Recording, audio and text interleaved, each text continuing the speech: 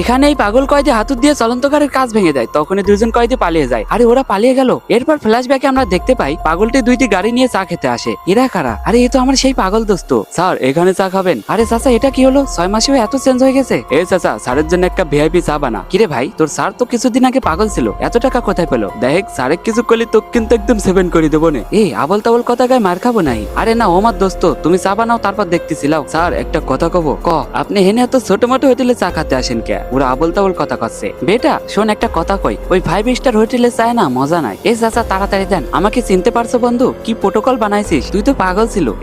একদম সেভেন করে দেবো। স্যার ও কখন থেকে আপনাকে পাগল পাগল বলছে? হ্যাঁ ও সত্যি বলছে, আমি আসলে পাগল ছিলাম। এ চাচা দেখ আমার দোস্ত আমাকে চিনতে পারছে। আরে আমার বন্ধু এত টাকা কোথায় পেলে আমাকে একটু বল না। তুই একটু এদিকে আয় বলছি। আমি এত টাকা কোথায় পাই শুনবি? হ্যাঁ হ্যাঁ আমি একটু আসছি। এদিকে লোকটি তার বন্ধুর কথা শুনে তার সমস্ত কিছু বাড়িঘর সহ বিক্রি করে দেয়। দোস্ত এই না আমার টাকা, সব লাগা। ঠিক আছে কাল আমার অফিসে আয়। ভাই এরে দেখলে পুলিশকে বলবেন। আরে এর তো সব কেস উঠে গেছে, কোনো কেস শেষ হয়নি, ও পালিয়েছে। ও মানুষের সাথে প্রতারণা করবে রাস্তায়। আরে ও আমার সব টাকা লুটে নিয়ে গেল।